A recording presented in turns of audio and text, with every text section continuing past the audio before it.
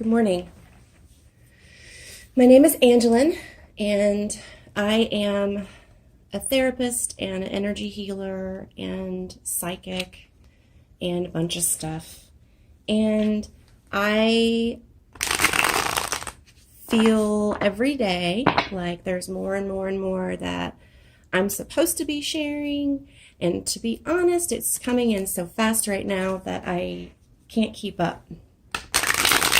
And so I thought instituting some sort of daily practice so that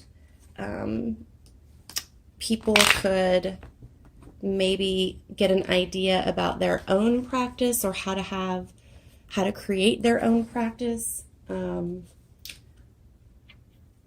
might be a good thing. So I'm just going to start, and I will do this as many days as I can through the week. I have a young son, so it may or may not happen more often than not. Who knows? But today is March the 27th, and many of us are on social isolation orders, or many people are on lockdown in their cities, and we are experiencing a time where we don't have as much interaction with people, not as much feeling of connection, and it is not easy. So I think things like this are important to sort of allow us to feel more connected. And so I thought, I'm just going to do a draw. I'm going to do a draw for the planet and for us as the people who inhabit this planet and love it. These are my favorite cards. And so there we have the Three of Swords, the Four of Swords, the Two of Swords, the Page of Swords. My goodness, so many swords. And the Nine of Cups. Okay.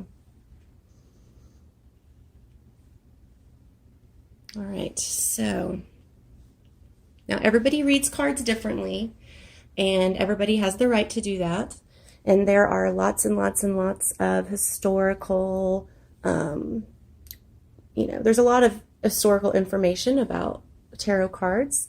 And some people might disagree with my interpretation. That's okay. I feel like we all sort of have the right and ability to go in and do our own thing. And really, it's about what it means for us anyway. So the Four of Swords. Let's see. So swords are about mental. They're about, for those of you who don't know, the suit of swords is the same as the spades, if you're looking at regular playing cards. And four is typically about trying to create some sort of stability or structure. There's an element, if you'll notice, so look at the card. You'll notice that there's three here, and then there's one that's fallen. And there's a dead tree that fell over here, and the ground is sort of bare and brown right there. There's also a rock by the sword, which I feel like could be an important thing to notice. The Four of Swords, for me, this feels, it feels like it's not entirely, the fight hasn't been lost, but we certainly have one person who's dropped out, and it looks like some difficulty. The rock could indicate that there was some difficulty. And so, and then the dead tree. I feel like the dead tree is pretty, like that tells us more about the feel of this card than anything. And so I'm just going to go with this idea of, well, this person wasn't supposed to come with us anyway. And, we're not going to stop what we're doing. We're not going to give up, but we're certainly going to take a minute and recalibrate. The next card is the Two of Swords. And one of the things that I notice is that the sash is in front of one of the swords and behind another. We are above the water.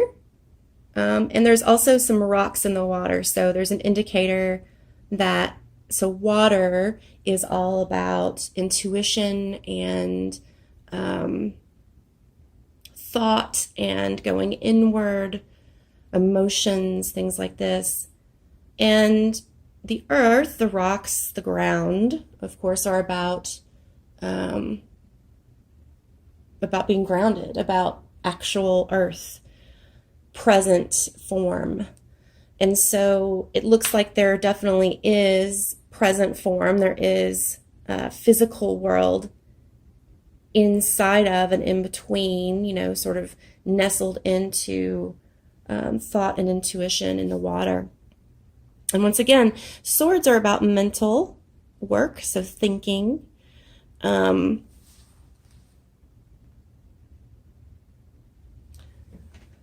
It looks like to me that, oh, look at this. I forgot about that. I don't know if you can see that. That is a crescent moon. Crescent moons can mean different things. Looking at the stage of the moon is important. In this case, I think this is a crossroads, and I think that both the swords and the earth being in between two sides of the water, I think are both indicating that there's some sort of crossroads here, and that we may not have a full and complete picture of what to do or what is really happening. The Page of Swords, so pages are, they're often about, like they're trying to learn mastery, right? They're similar to a jack in, you know, a regular deck of cards. They're more immature, but they're working toward mastery. They're working toward king or queen level. So they have often very good intentions. They just might not always carry it out in a way that, you know, works for everybody, or, you know, that maybe a king or queen would. So in this case, you know, once again, our swords are about mental clarity, mental ability. We have a cloudy sky. We don't have mountains or hills really, although the jack or the page is on a bit of an elevated piece of land. There are birds. It feels good. He's also got, looks like a wolf on his back. In cards, it's really, really important to look at all the symbology, and in this case, you know, a wolf. To be honest, I don't know if it's a wolf or a coyote, but I'm going to go ahead and say wolf. There's a lot of power in wolf energy. They're often singular. They're often alone. They frighten people, so there's power in that. And they're big and strong.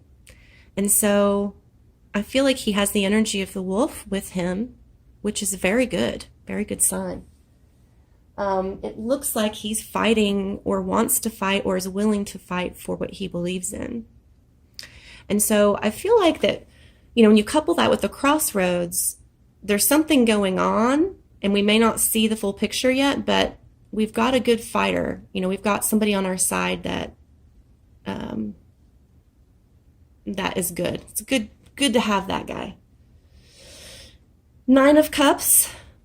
Cups are the same as the hearts, and the cups are about emotion, about feelings, things like this.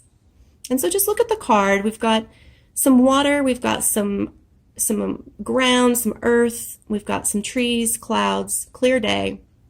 We've got a frog over here. And I really feel like that the Nine of Cups in this case is more about, the number 9 in tarot has a lot to do with kind of pulling away and looking within, and sometimes there's some disruption with that because that's what always happens when we look inside of ourselves and confront beliefs or actions or behaviors that we don't love. And so I feel like that the 9 of Cups here is really about looking inward and preparing.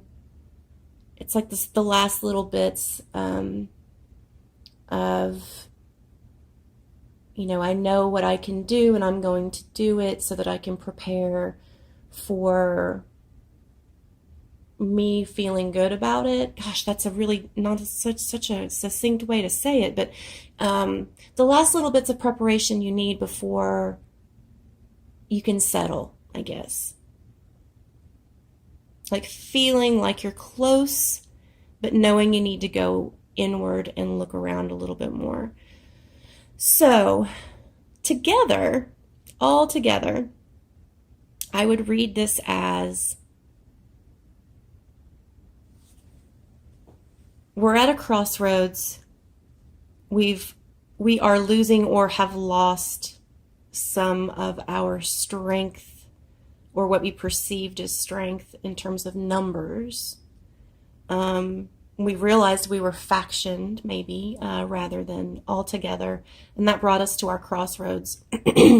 Luckily, though, we are fighters, and we may not know as much as other fighters, but we are definitely, we have the heart, we're going to try, and we have the support that we need to do it.